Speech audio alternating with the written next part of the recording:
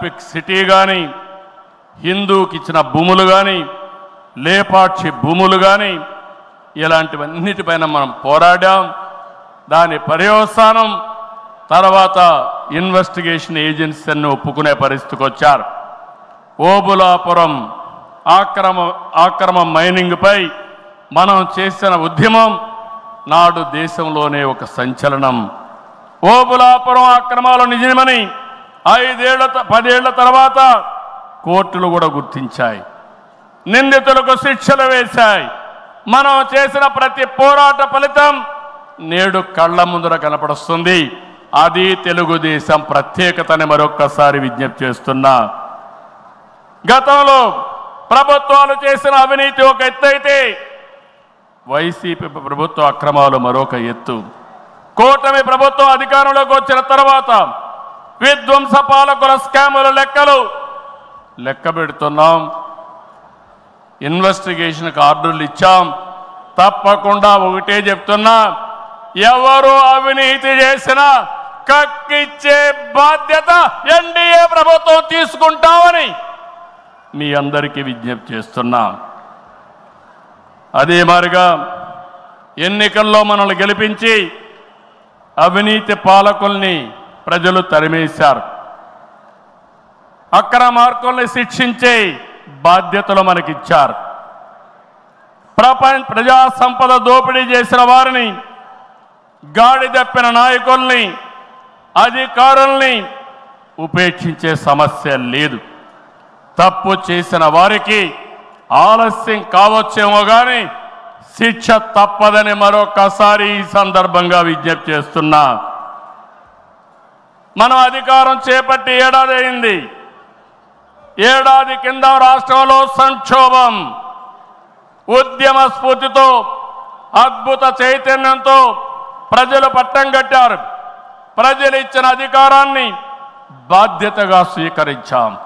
ప్రతిరోజు ప్రతి గంట ప్రజల కోసమే పనిచేస్తున్నాం. ఒక మంచి ఆలోచనలు మీ అందరితో కలిసి ఈరోజు ఈ కార్యక్రమానికి శ్రీకారం చుట్టాం. అనుభవంతో, ఆలోచనతో, కేంద్ర సహకారంతో కూటమి ప్రభుత్వం బీజేపీ జనసేన సమన్వయంతో ఒక్కొక్క ఇటుక పేర్చుతూ రాష్ట్రాన్ని నిలబడుతున్నాం. 1947లో దేశానికి స్వాతంత్రం వచ్చిన తర్వాత దేశ ప్రజలకు స్వేచ్ఛ వచ్చింది. 2024లో కాంగ్రెస్ పార్టీని చిత్తుగా ఓడించిన తర్వాత ఆంధ్రప్రదేశ్ ప్రజలకి స్వాతంత్రం వచ్చింది, స్వేచ్ఛ వచ్చిందని మరొక్కసారి విజ్ఞప్తి చేస్తున్నా. అయితే ఈరోజు మనం ఒక్క విషయం గుర్తుపెట్టుకోవాలి. ప్రజల్లో అశాంతి పోయింది. ఎవరు ఏం చేస్తారో అని అలజడిపోయింది. కూటమి పాలనతో ప్రజలకు స్వేచ్ఛ వచ్చింది. నేడు ప్రతి ఒక్కరు కూడా భద్రతతో, భరోసాతో బతికే పరిస్థితి వచ్చింది. ఎన్నికల ఫలితాలతో చీకటి తొలగిపోయింది. భవిష్యత్తు పైన ఆశలు పెరిగాయి, యాస్పిరేషన్స్ పెరిగాయి. మన కోట్లిచ్చి గెలిపించారు.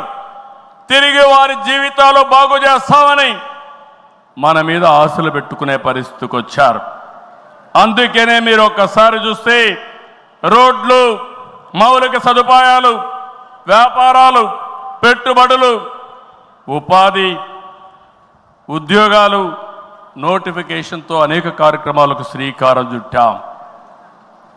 64 లక్షల మందికి 4,000, 6,000, 10,000, 15,000 రూపాయలు పింఛనిచ్చే ఏకైక రాష్ట్రం భారతదేశంలో ఆంధ్రప్రదేశ్ రాష్ట్రం. ఏటా 33,000 కోట్ల రూపాయలు నేరుగా పేదల సేవలో మొదటి తారీఖున పేదలకు అందించే ఏకైక పార్టీ తెలుగుదేశం పార్టీ. అన్న క్యాంటీన్ ద్వారా పేదవాడి ఆకలి తీరుస్తున్నాం. దీపం పథకంతో 1 కోటి మంది లబ్ధిదారులకి 3 సిలిండర్లు సంవత్సరానికి ఇస్తున్నాం. ఉచిత ఇసుక, మత్స్యకారుల సేవలో ఆర్థిక సహాయం, అర్చకులు, ఇమాములు, మౌజములు, అదే మాదిరిగా పాస్టర్లకు గౌరవ వేతనాలు పెంచాం. ప్రజల్ని భూతమల పీడిస్తున్నటువంటి ల్యాండ్ గ్రాబింగ్ యాక్ట్ని రద్దు చేశాం. డిఎస్సి నోటిఫికేషన్ ఇచ్చాం. మొదటి సంతకం పెట్టాం. మళ్ళీ స్కూళ్ళు తెరిచే లోపల అందరికీ ఉద్యోగాలు ఇచ్చే బాధ్యత మనం తీసుకున్నాం. ఇది నెరవేరుస్తున్నాం అని చెప్పి కూడా నేను మీకు తెలియజేస్తున్నా. ఇదే కాదు, మళ్ళీ పారిశ్రామికవేత్తల్లో నమ్మకాన్ని కల్పించి పెట్టుబడులు తీసుకొస్తున్నాం. 11 నెలల్లో 6 స్టేట్ ఇన్వెస్ట్మెంట్ ప్రమోషన్ బోర్డు మీటింగ్లు పెట్టి 76 ప్రాజెక్టులకి శ్రీకారం చుట్టాం. దీనివల్ల 4,95,000 కోట్ల రూపాయలు పెట్టుబడులు వస్తున్నాయి. 4,57,000 మందికి ఉద్యోగాలు వస్తున్నాయని చెప్పి కూడా నేను మీకు తెలియజేస్తున్నా. ఇది ఒక పక్కన మీరు చూస్తే, నేను ఒకటే మీ అందరికీ హామీ ఇస్తున్నాను. మీ అందరిని ఇంటింటికి పంపించి మన ఎన్నికల మేనిఫెస్టో విషయాలు చెప్పాం. సూపర్ 6 కూడా చెప్పాం. ఎవరు ఎన్ని మాట్లాడినాం, ఎన్ని ఇబ్బందులున్నా ఇవన్నీ నిలబెట్టుకునే బాధ్యత మనదని మరొక్కసారి మీ అందరికీ విజ్ఞప్తి చేస్తున్నా. సమస్యలున్నాయి. 10 లక్షల కోట్ల రూపాయలు వారసత్వ అప్పు, 1,20,000 కోట్ల రూపాయలు బకాయిలు, ఏదైతే బిల్స్ మాత్రం బకాయిలు. అందులో తెలుగుదేశం పార్టీ అంటే కచ్చగట్టి నీరు చెట్టు కానీ నరేగా కానీ మీరు చిన్న చిన్న పనులు చేసుంటే అవన్నీ కూడా వారగా పెట్టారు. నేను ఒకటే చెప్తున్నా, అవసరమైతే కేంద్రానికి కూడా చెప్పాం.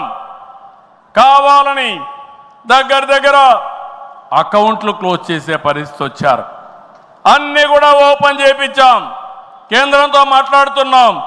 మన దగ్గరుండే అన్ని అకౌంట్స్ క్లియర్ చేసే బాధ్యత ఈ ప్రభుత్వం తీసుకుంటాం. నేను స్పష్టమైన ఆదేశాలు ఇచ్చానని ఈ మహానాడులో మీ అందరికీ విజ్ఞప్తి చేస్తున్నా. ఇది కాకుండా తల్లికి వందనం. ఎంతమంది పిల్లలుంటే అంతమందికి తల్లికి వందనం మీ కిందన పాఠశాలలు ప్రారంభించే ముందరే వాళ్ళకి ఇచ్చే బాధ్యత మనదని మరొకసారి విజ్ఞప్తి చేస్తున్నా. అన్నదాత, రైతుకి న్యాయం చేసే పార్టీ తెలుగుదేశం పార్టీ. రాయలసీమలో హార్టికల్చర్ హబ్గా తయారు చేయడం, ఆంధ్రాలో అక్వాకల్చర్ని ప్రోత్సహించడం, అదే మరి గిట్టుబాటు ధర ఒకసారి ఇబ్బందులు వచ్చినా ప్రతి ఒక్క రైతును ఆదుకునే కార్యక్రమాలు చేశాం. ఇటీవల మీరు చూస్తే మిరప రైతులకు ఇబ్బంది వస్తే కేంద్రంతో మాట్లాడాం. ఇంకో పక్క కోకో రైతులకు ఇబ్బంది వస్తే సబ్సిడీ కూడా ఇచ్చి మార్కెట్ ఇంటర్వెన్షన్ చేశాం. ఇంకో పక్కన మీరు చూస్తే ఏదైతే రాయలసీమలో మామిడి రైతులకు ఇబ్బంది వస్తే వాళ్ళ తరపున కూడా చర్యలు తీసుకుంటున్నాం. అంతేకాదు, ఇక్కడికి వచ్చినప్పుడు పొగాకు రైతులకు ఇబ్బంది వస్తే వాళ్ళకు కూడా ఇంత రేట్ అని తప్పకుండా ఇవ్వాలని ఇది పెట్టుకున్నాం. అన్నదాత 20,000 రూపాయలు ఇస్తా అన్నాం.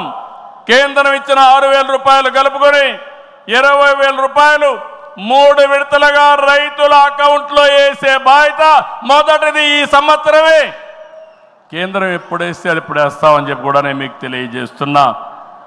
ఆగస్టు 15న మా ఆడబిడ్డలకు శుభవార్త, ఉచిత ప్రయాణ సౌకర్యం కూడా ఏర్పాటు చేస్తున్నామని ఈ సందర్భంగా అనౌన్స్ చేస్తున్నాను. ఇవన్నీ చేస్తూ ఈరోజు మీరు గుర్తుపెట్టుకోవాల్సింది, ఈ మీటింగ్లో చెప్తున్నా, ఎన్నికల ముందు చెప్పాం, సంపద సృష్టించాలి, ఆదాయాన్ని పెంచాలి, ఆ ఆదాయాన్ని తిరిగి సంక్షేమానికి ఖర్చు పెట్టాలి, మళ్ళా అభివృద్ధికి ఖర్చు పెట్టాలి.